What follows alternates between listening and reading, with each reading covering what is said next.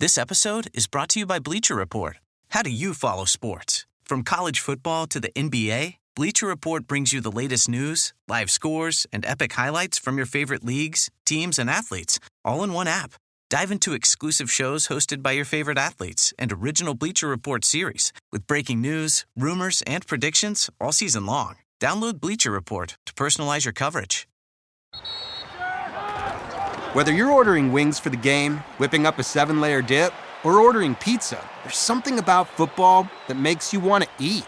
And this football season, Uber Eats has the best deals on game day food. No matter what you're craving, from 2-for-1 pizza to buy one, get one wings, Uber Eats will be dropping new deals each week, all season long. Uber Eats, official on-demand delivery partner of the NFL. Order now. Terms and conditions apply. See app for details.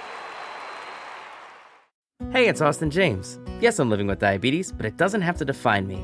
Thanks to the Freestyle Libre 3 Plus sensor, I get real-time glucose readings throughout the day. The Freestyle Libre 3 Plus sensor is small and easy to wear, giving me the freedom to focus on my life as a parent and a musician. Now this is progress. You can get a free sensor at freestylelibre.us. Offer available for people who qualify. Visit myfreestyle.us to see all terms and conditions. Certain exclusions apply. Data on file. Abbott Diabetes Care. Per prescription only. Safety info found at freestylelibre.us. When it comes to towing, seeing is believing. That's why Chevy Truck's advanced camera technology offers up to 8 available cameras for 14 unique views, so you can focus on the view that really matters. Chevrolet, together let's drive. Learn more about Chevy Trucks at Chevy.com. Safety or driver assistance features are no substitute for the driver's responsibility to operate the vehicle in a safe manner. Read the Vehicle Owner's Manual for important feature limitations and information.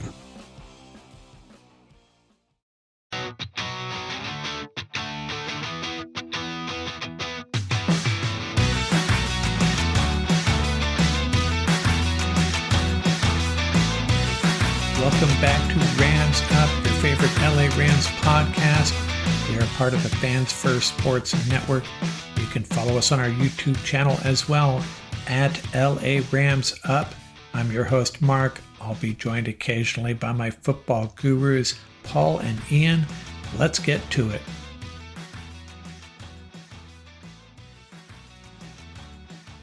Oh, Rams Nation. What a freaking ending that was. Welcome back to another edition of the Rams Up post-game reaction here on the Rams Up Podcast Network. I'm Ian. That's Mark. That's Paul.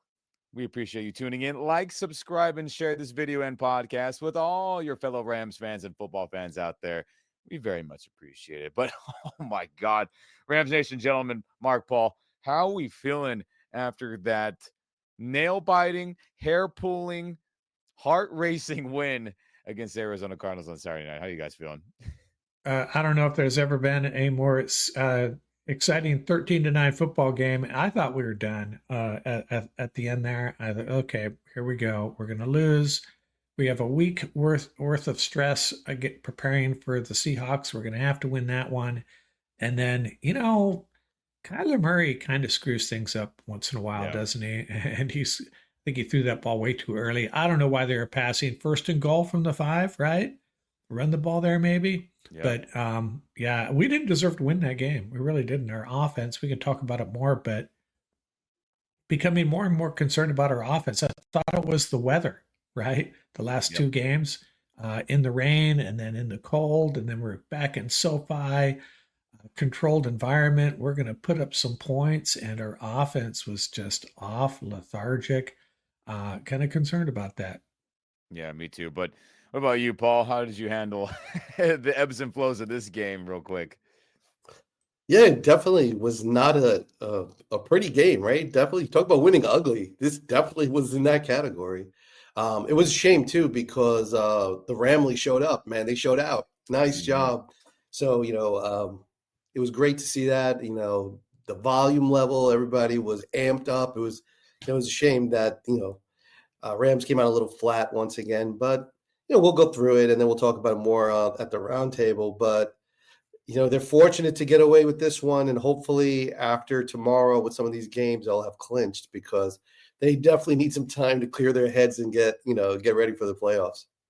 Yeah, no freaking kidding, man. I mean, gosh, what a stressful game. But again, Rams win 13-9. defensive battle. And those Arizona Cardinals are locked up in their cage. Sayonara. No playoffs, no upset, no spoiler, none of that. Probably not going to have a double-digit win season. Peace out. Better luck next time. And thank God we got it done. But like we said, the score was 19-3. And if you're here on YouTube, you can see the visuals as we go along and share some fun stats and other things as well. But scoreless in the first quarter, gentlemen. Talk about real quick. I'll start with you, Mark, how the Rams offense continues to just wet the bed early parts of the game, week after week after week, regardless if everyone's hurt or not. Nothing has changed.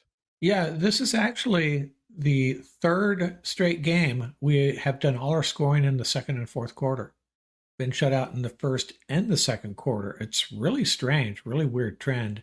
And everybody talks about this Rams team and the weapons we have, and if you get Kyron and Cup and Puka and Stafford all out there together, they're going to put up some points. In the last three games, it's just not happening. I don't quite get it.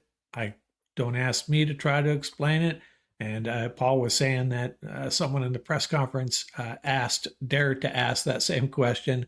And I don't think McVay has an answer either. But man, it's and when we get into the playoffs against some teams that can really put up some points, like the Vikings and the Packers, it's not going to cut it.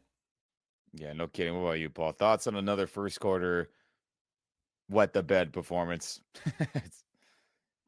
Yeah, we'll talk more about it at the roundtable, but definitely the trend that jumps out at me is this is really the third week in a row. I mean, there was rotten weather at Santa Clara, but we know what the Niners like to do.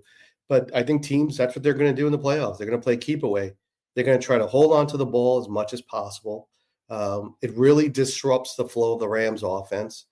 Those first quarter goose eggs don't help, but that's one thing that really stands out to me, that they make it a priority. The opponents make it a priority to hold on to the ball, especially in the first half, and really throw off the whole flow of the offense. And you could see it. It's like very choppy, and Stafford doesn't look comfortable. So this is something they're going to have to take a look at, maybe come up with 5 or 6 core plays that they always run in the first quarter, just to sort of get the ball rolling, and then, sort of go off of that. I know McVay's not a big fan of scripting plays, but that might be something they have to do, because they're falling behind literally every game because of this first quarter sort of ineptitude. It's scary. It's getting scary at this point. Yeah, it is scary. And Rams Nation out there, you know how bad it is? They haven't scored a touchdown this season in 13 games. And we still have another week to go. And that's, we'll see what happens with the, playoff standings and all that at the end of this week 17. But 13 games, they haven't scored a first quarter touchdown this season. What an embarrassing stat for a McVay-led team, an offensive-led team. I'm putting air quotes in for everyone on the podcast side of things not seeing me. It's incredibly embarrassing. I mean, we have to just be honest about this team. It's been a defensive team. Have they had some stinkers like the Eagles and the Bills, even though we won, and Kyler Murray ripping us earlier in the year and some other games? But overall, this team is a defensive team, no doubt about it. And we just have to accept that reality, that if the defense, doesn't show up, we're going to lose ball games and we're not going to win playoff games. I think we just have to accept that reality. But yeah, this first quarter stuff, I know McVay's getting pissy with Jordan Rodriguez and probably others, but hey, I respect our reporters, or reporters that report on behalf of fans, right? That's the point of it all. Asking the tough questions. A lot of coaches get not asked those things around professional sports. So I appreciate people in our Ram side of things pushing buttons, even if it's just a little bit. And McVay getting mad because he knows it's a bunch of BS for this team to be that bad in the first quarter. So absolutely dreadful. But hey, that second quarter, a lot better. And then it gave us some hope going into half, and things just got more and more wacky. So real quick, let's go through some of these stats real fast, Rams Nation.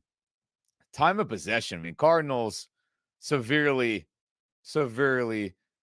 outgained in a gazillion stats. Time of possession, first downs, total yards, passing, rushing, yards per rush. But the main key there, Rams Nation, is that finally the Rams pass rush was able to get to Kyler Murray 4 times instead of the 0 that happened back in week 2. So I'll start with you, Mark. Anything stand out to you on this, this team versus team stat sheet? And obviously the sacks is the big key there as well. But anything else? Well, I mean, it's just amazing to me that they outrushed us almost 2-1. I did not see that coming in. And I think that was part of their strategy to frustrate. I think Paul talked a little bit about it before we got on here, that they're going to try to frustrate McVay by denying us the ability to run the ball well. And I think that's what happened a little bit. I think Stafford was just off. He just looked off in this game. I don't know if it was all on him or his receivers, but there weren't many, crisp connections between our quarterback and receivers in this game. Very few. And I don't know if it was something the Cardinals were doing, something the Rams, something Stafford was doing or not doing, but we never really got the run game going. And it goes back to what Paul said, though. We didn't have the ball that much. So, yeah, there you have it.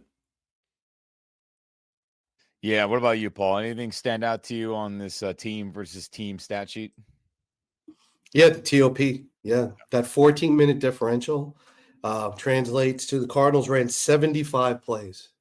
That's a ton. Ram Nation, that is an absolute ton. So you have a 14-minute differential, which is basically a full quarter. Let's think about this for a second here. The Cardinals had the ball for a full quarter longer than the Rams. That's really how you have to look at it. And that translates to 75 plays. And that's, I think, what's going to be the game plan for every team that plays the Rams.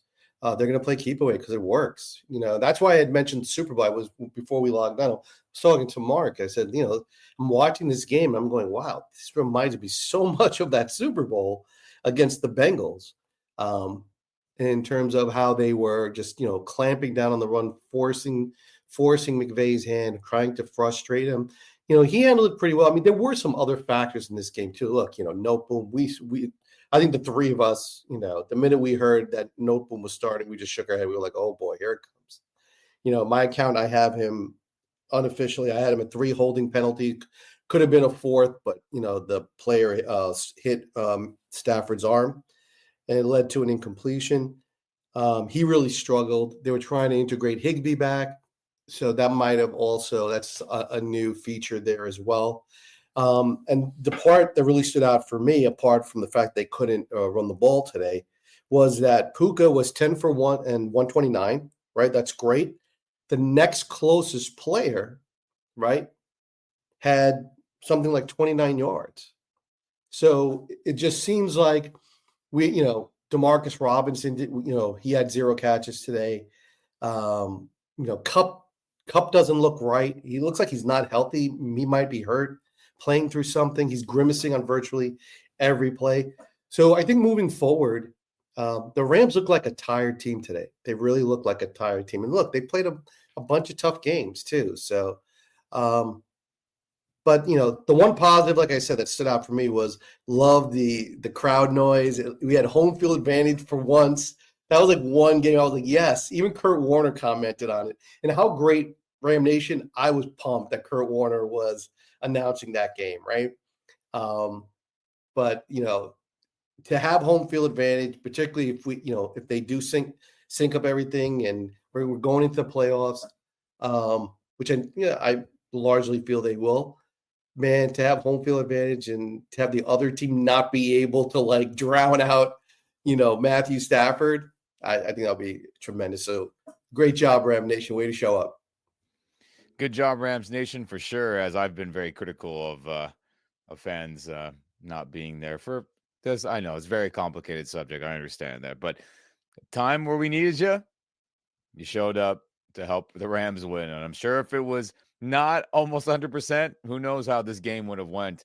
And I'm sure that helped the defense significantly. But let's just go into some key moments here, gentlemen. And this wild game. Every time I'm just thinking about it, I just can't believe this is how it unfolded. But let's go through that right now then. So tons of dropped INTs by the Cardinals, as Mark alluded to, about Stafford being off. But I will say real quick, Stafford against the blitz, just off my memory, I mean, he scrambled around, he made some plays, so it wasn't all bad. And to your point, though, Paul, about other receivers not getting involved, I mean, that's not good. D-Rob, Cup looking something's up with him of some sorts. I think a lot of the fan base has been noticing that the last, handful of weeks.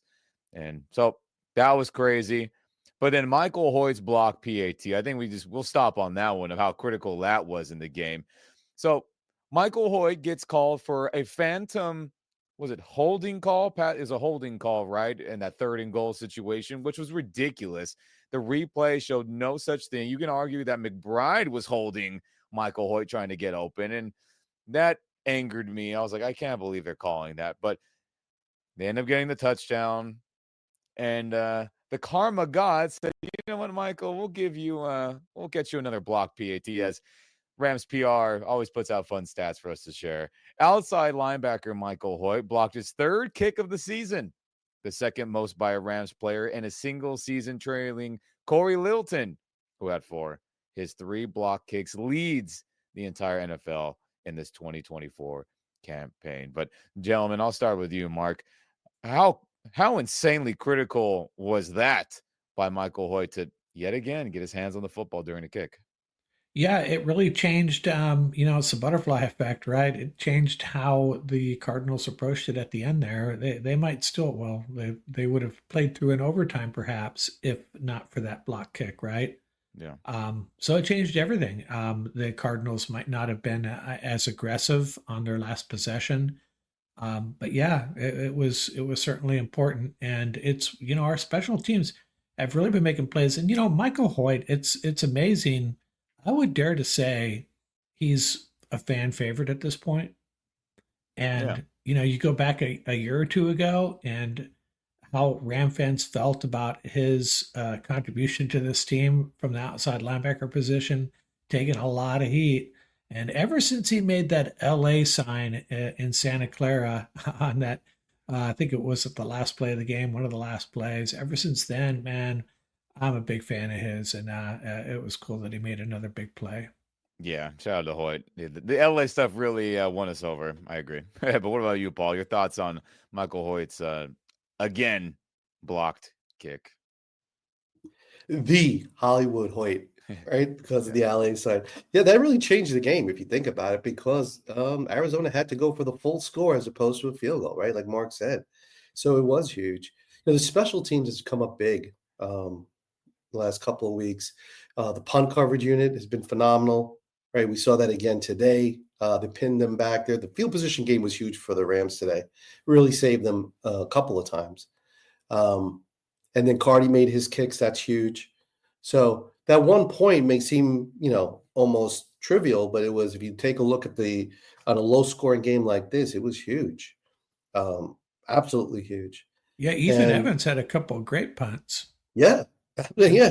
He's been doing that very, very consistently. I think I have to double check it, but my last count, I think he has only 2 touchbacks for the entire year. Yeah. And then, at some point though, I do think, thankfully, this game is over, but the Rams might want to pass around a memo. It's very important to cover Trey McBride, just so that for next year that they're aware of that. Yeah, I know. And Michael Hoyt is not the answer at covering tight ends, right? We still see him dropping back in coverage so frequently. It's interesting. But one thing we'll talk about the roundtable, I think the defense playing very well needs to develop 1 or 2 closers, right? The guys that are going to be at the core features of the game or the core components of the game or the pivotal times, who are going to be those guys? BY came up huge today a couple of times, chasing down Kyler Murray, keeping him from breaking the pocket and contain. So he did that well today. Obviously, Verse was just crashing down his side. Yeah, and Fisk played a phenomenal game, and quietly, Kobe Turner, as always, draws the double teams unselfishly. So, but yeah, in the other parts of the team, and we'll talk about it more at the roundtable, but I got to shout out, man, Omar Spades, man. Dude is a heat-seeking missile in the run game, man. It came up big again on a short yardage stop. So shout out to the Big O. Shout out to that defense for sure. And shout out to Michael Hoyt getting another kick and going through some other key moments here as we start getting into all the crazy defensive plays. Rams had that that touchdown drive, and we saw Cooper Kupp get open on that deep corner route, and it was like, okay, things are going well. And then we saw Stafford run for a first down. And real quick, I know we're getting on the offense, and they've been pissing me off a lot lately, but another game with 0 sacks. Shout out to Stafford for really escaping pressure, which, maybe Stafford early in the season, he just goes down and says, we'll fight for another play, but he knows what's on the line, and he's been running, trying to keep drives alive. So I'll shout that out. And, Puka converts, right? That questionable 3rd and long situation, which I definitely thought was short when it happened, bang, bang, watching it live. And then the replay reaffirmed that. But, well, sometimes things go your way when you're playing at home. So we'll take that. And speaking of Puka Nacua, I think it's important to acknowledge that no one has more 100-plus yard receiving games than Puka Nacua this season. This is his 9th full game, and he already has the most 100-plus receiving yards out of any wide receiver this season. Imagine if this man was healthy for all 17, 18 games. I mean, dude would be on an absolute tear. And more history being done by Nacua, gentlemen, while we're on that subject. He's the only one who produced on offense today or was given an opportunity. We'll get into that shortly. But, Mark, your quick thoughts about Nacua showing up no matter what. Yeah, it's almost like in games like this, he's all we got, unfortunately. But, blocking and with the ball in his hands, we are just so lucky to have him, especially with, I don't know what's going on with Cooper Kupp, but he's basically wide receiver 2 at this point, right? Yeah. And Puka has emerged as one of the best talents in the National Football League. And man, what more can you say about him? He makes the sideline toe tappers. He breaks tackles. He blocks. Great attitude, team player. He's almost like the perfect football player. What can he not do? Yeah, that's crazy. What are you, Paul? Thoughts on Nacua being one of the only people showing up on offense today and leading the league in 100-plus receiving yard games? Hey, it's Emma Chamberlain. I designed these new glasses for Warby Parker, and I basically can't take them off. Like, I'm showering in them and sleeping in them. They're just that good. Go see them all at warbyparker.com. And you know what? Have a good day, too. Okay? All right? Bye. This year, Santa's bringing the power of Energizer into his workshop. Whoa, the Energizer Bunny's got so much power. Wait, he's powered up all the toys. I think that means we're done for the year. I love this bunny. He's the hardest working helper the North Pole has ever seen. And he wants all your gifts to have the power of the #1 longest lasting AA battery.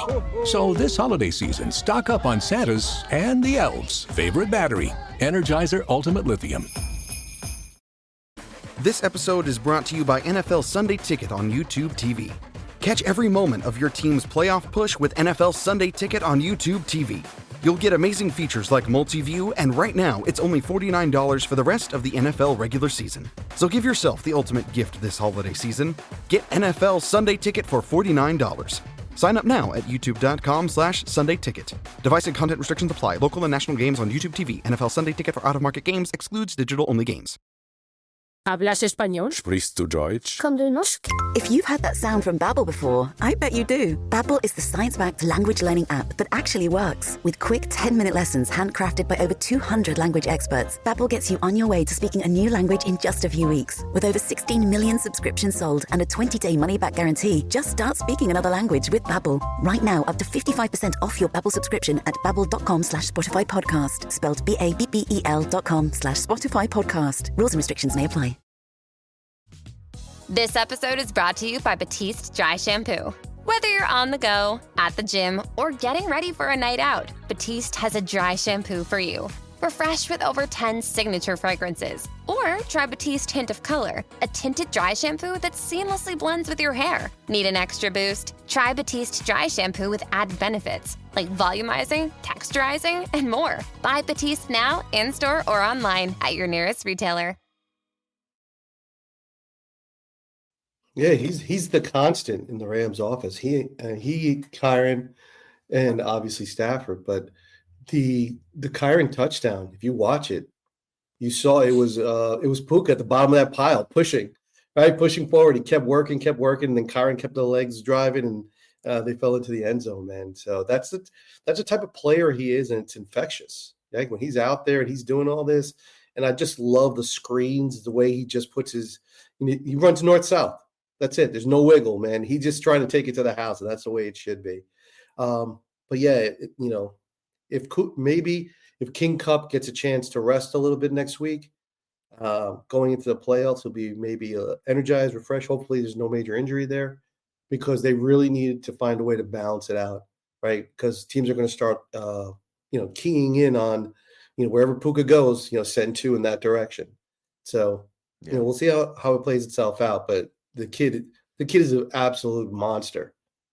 Yeah, he's a monster. And speaking of young, quote unquote, kids who are doing things on offense, we got to include Joshua Carty in this, as he today, shout out to Rams PR, putting out some fun stats. Carty passed Greg Zuerlein for second most made field goals by a rookie kicker in franchise history with his 24th, trailing only Frank Corral, if anyone remembers him, who has 29 right now. So Carty is doing good. Surpassed 100 career points, becoming the second rookie in franchise history to accomplish that feat, also joining Frank Corral in that 1978 season. So every week, Rams Nation, these young Rams are breaking records in some way or fashion and climbing up the leaderboards in the history books. Very good. Shout out to Carty for making the 53-yarder. Shout out to him making the other crucial kick, because without him, we lose this game. And I'm glad he's been kicking well recently after some wild moments where he misses a PAT and it irritates us. But today he showed up at home, kicked well, right, Mark? Yeah, and another guy that we've kind of banged on a little bit, but I don't think, if I'm not mistaken, I don't think any of his misses have cost us. I could be wrong, but he's made the kicks that counted for the most part. I think maybe all of them, including this one. So yeah, I'm feeling, one week I feel great about him, and then a couple weeks later, not so much. But right now, feeling pretty good about Joshua Carty. Yeah, that's good. Well, you, Paul. Yeah, that was a clutch kick, and you talk about right down the middle. The special teams coach had an interesting comment about Carty. Carty has that unique. He takes a two-step approach, right, before he kicks the ball, which is not all kickers do that. Ram Nation. Some have much longer, 3-step, 4-step, whatever it may be. So he says when Carty approaches the ball and is sort of slow and like sort of calm and calculated, it goes very, very well. When he has trouble is when he's speeding up, when he's almost like, because it's only 2 steps. For those of you that bowl, right? Bowlers have that same issue, right? When they have their approach, the number of steps. So I thought that was interesting. I never really thought about that because of his 2-step approach. That it probably is something pretty funky in terms of the speed at which he approaches it. So I think for all kickers, it's sort of like they have their own nuances the way they handle that position. But the kid has been clutch so far. He keeps hitting those kicks, man. He's going to be a weapon because his range is unquestionable at this point. So he's been knocking down 50-yarders with consistency. Yeah, it's critical. And like we called out to this many weeks ago, and we said Carty's got to figure it out because he's going to be key and critical for this team to win the West and get in the tournament.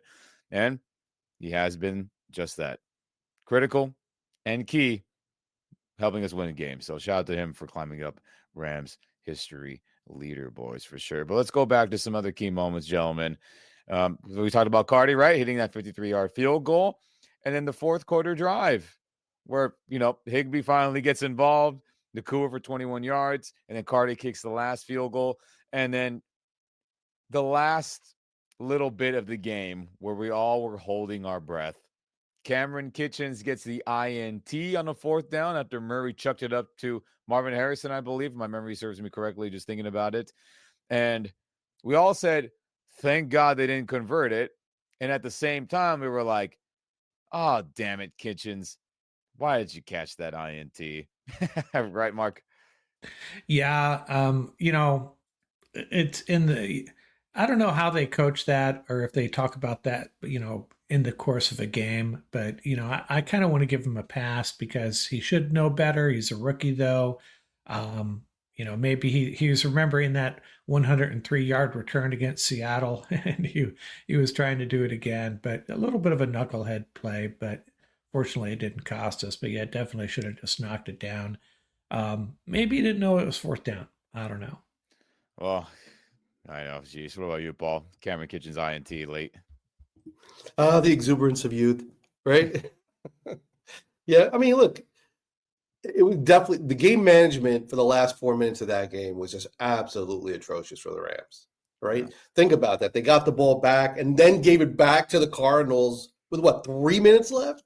Awful. It was just, but look, they walk away with the W. The game management scenario. Mark had a great point. He's like, wait a minute, don't they have coaches that help the head coaches? Because we were talking about what was it, the Denver game, right? Right, the Denver-Cincinnati game, yeah. So what did the head coaches put those guys on mute or something so that way they can do what Feels they like want? that sometimes. Yeah.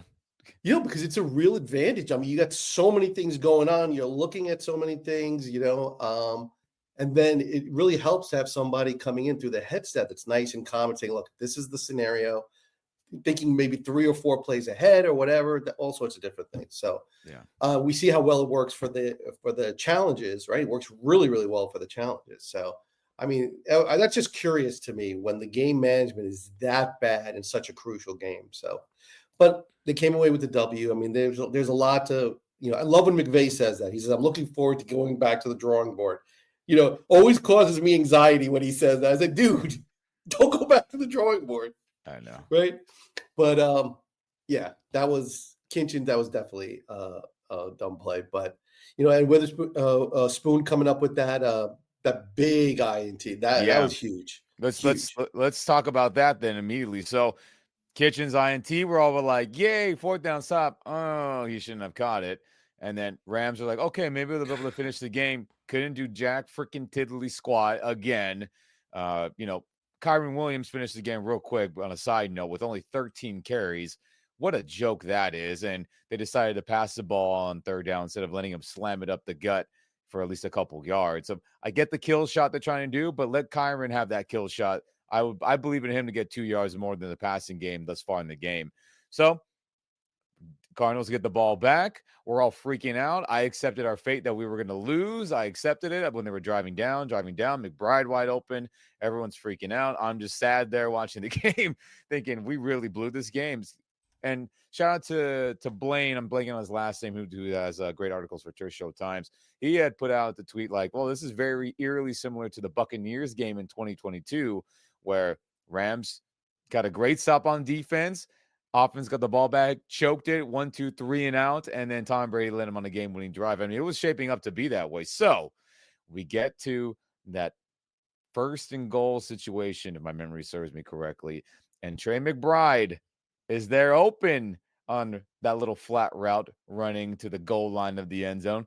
Kyler Murray throws it right at his face off of the helmet into the hands of Akello Witherspoon. I mean, holy crap. I mean, Rams Nation, right off the face of McBride and Akello, saves the day with this diving INT.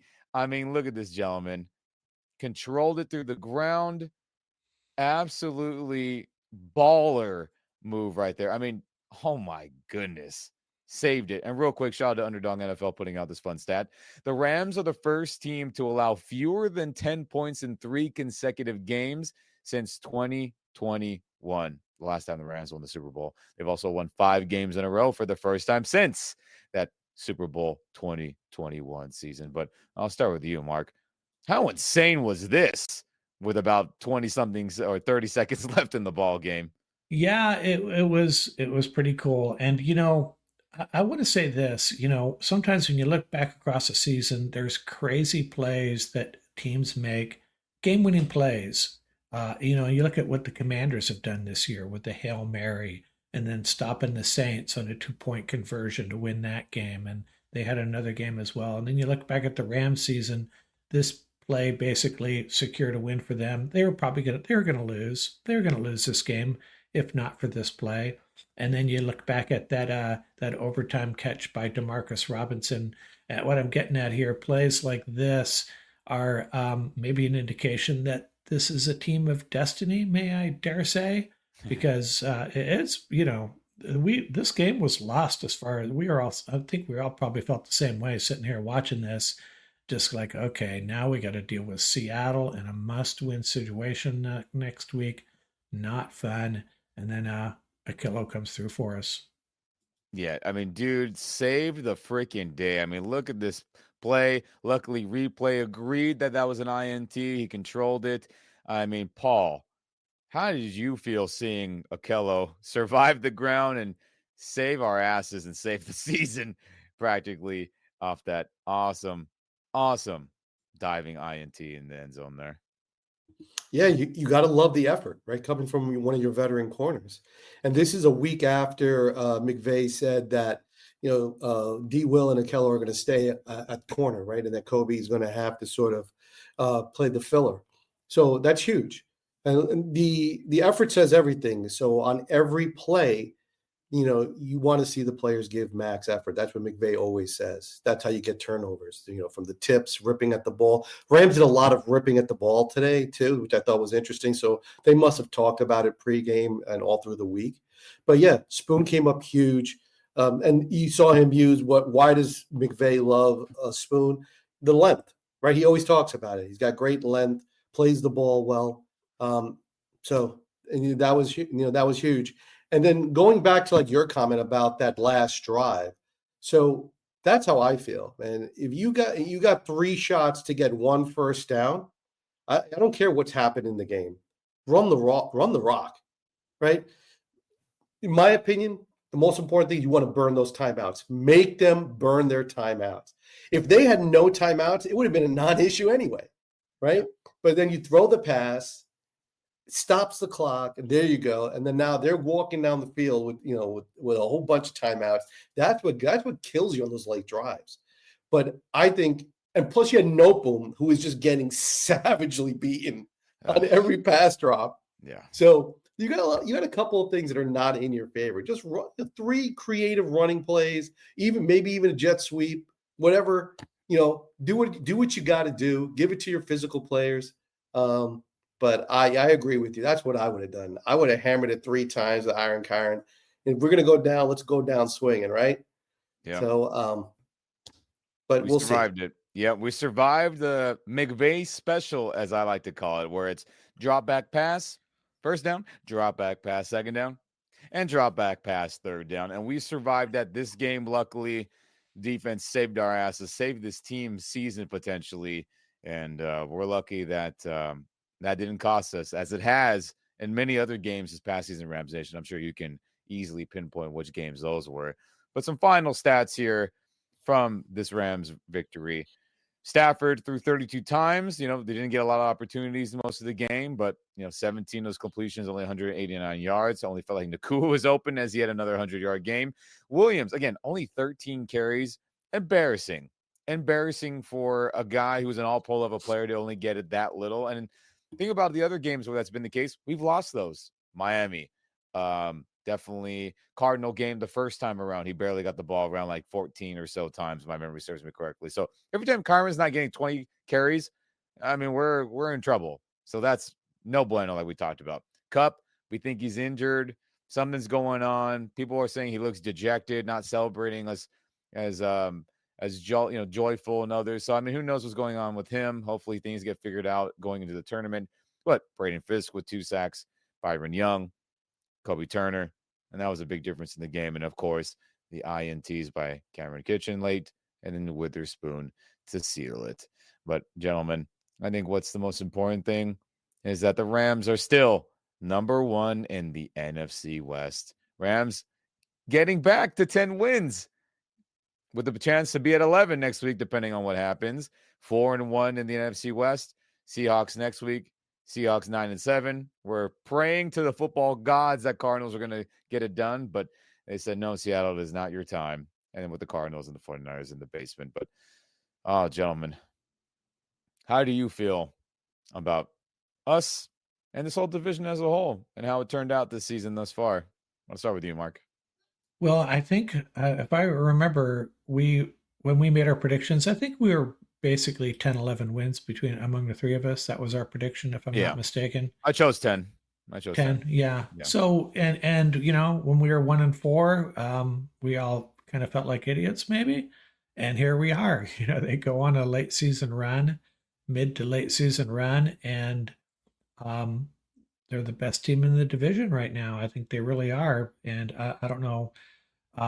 I don't know what their playoff prospects are at this point, but man, it's good to be on top of the division and so close, oh so close to a playoff spot. That's all you can really want as a fan, is get to the dance, and then we'll see what happens. And they're going to have a home game too. Now I understand it's not a lock, but it's pretty darn close to being a lock at this point.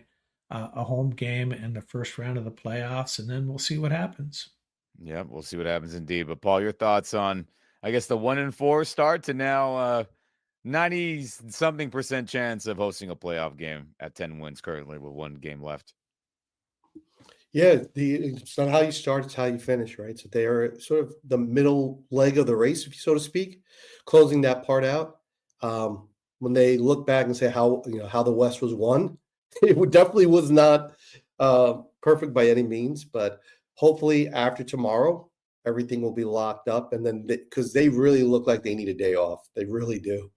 And by having that, not having to play, being able to rest their starters, so to speak, not having to play everybody for 4 quarters, I think will be huge.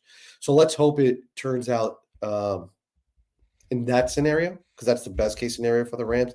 And whoever the Rams draw, Ram Nation will turn out again, crank up the volume, bring the noise, right? And we'll see what happens. Like Mark said, you got to be in it to win it, and you never know. Was it February 9th, the confetti will be falling, And I have a feeling if Cup's healthy, I think he's going to surprise some people in the playoffs. I mean, I hope so. He's Cooper Clutch for a reason. I hope so. Everyone heal up. Havenstein, please get your ass back out there ASAP. We're tired of seeing no boom. But with that said, Rams Nation, we talked about those percentiles in the high 90s, and obviously this game was a big factor from avoiding the winner-go-home game against Seattle next week. So what needs to happen in the rest of Week 17? Well, here you go. We need basically 3 of these. I know it says 2.5 because of ties, but that's very unlikely. So in reality, we need 3 of these games to go our way. We need Bills to beat the Jets, Browns to beat the Dolphins, Vikings to beat the Packers, Washington Commanders to beat the Falcons, and 49ers to beat the Lions. Any combination of 3 victories of these teams, we will win the NFC West, where we could rest starters in Week 18. We can take that week off and not worry about a winner-go-home game, and everyone will get their hats and T-shirts sent to them and available to purchase on everything, and we can all enjoy that fan gear and all that other fun stuff. So, again, Bills, Browns, Vikings, Commanders, 49ers. I know 49ers no fun, but that's just how things are going this season. We've got to root for them at least once for our benefit. Remember that. Any 3 of those teams win this upcoming Sunday, we will win the West. So now the dilemma is, if we only get 2 of these, for example, there's still some opportunities next week, right? Yeah, there's plenty. I mean, there's Can we? What do the Rams do if their game starts and one of those games hasn't gone their way yet? That's the dilemma they may face. Yeah, then we play on. But Right. if you believe in the football universe of praying to the football gods, praying to the Rams football god, if it's out there, pray to them and hope for those teams we just mentioned to win, and we will enjoy an NFC West crown for sure. And man, oh man, Rams Nation, I got way more gray hairs than I already have growing based off this game. But, I guess holiday time, there's always a little drama, and then you have some fun afterwards, right, gentlemen? Yeah. And I think we're in for a pretty relaxing Week 18, I'm hoping. I'm hoping so too, dang it. But, oh, baby, Rams won 13-9 on Saturday Night Football. Shout out to former Ram Kurt Warner calling a fun game. I guess the Kurt Warner Bowl, Cardinals and the Rams. That's right. I wonder where his rooting interest really was. We'll go with the home team. We'll just say that. Yeah, it was the Rams. It was definitely the Rams.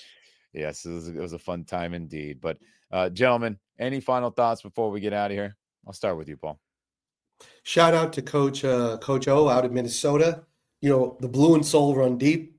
Hopefully, I think for me, I would love to see a matchup between Coach O and Coach McVay. Right, that'd be great. But great win. Once again, shout out to Ram Nation for showing up and representing. The season is not it's not over.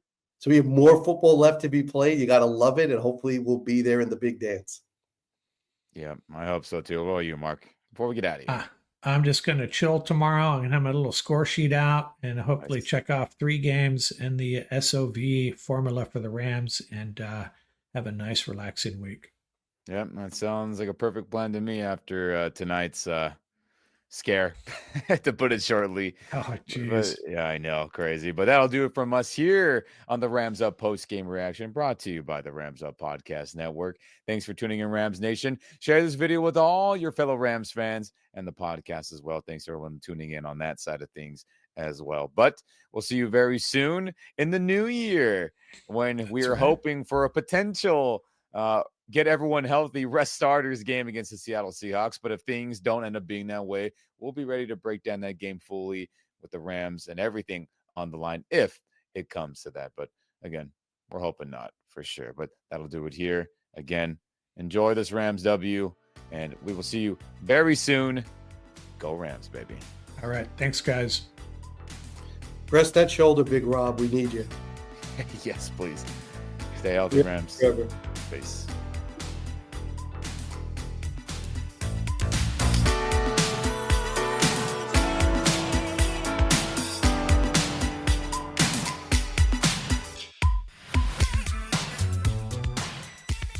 That's going to do it for this episode. Remember, you can reach us at ramsuppodcast@gmail.com. And don't forget about our YouTube channel. Our handle is at laramsup.com.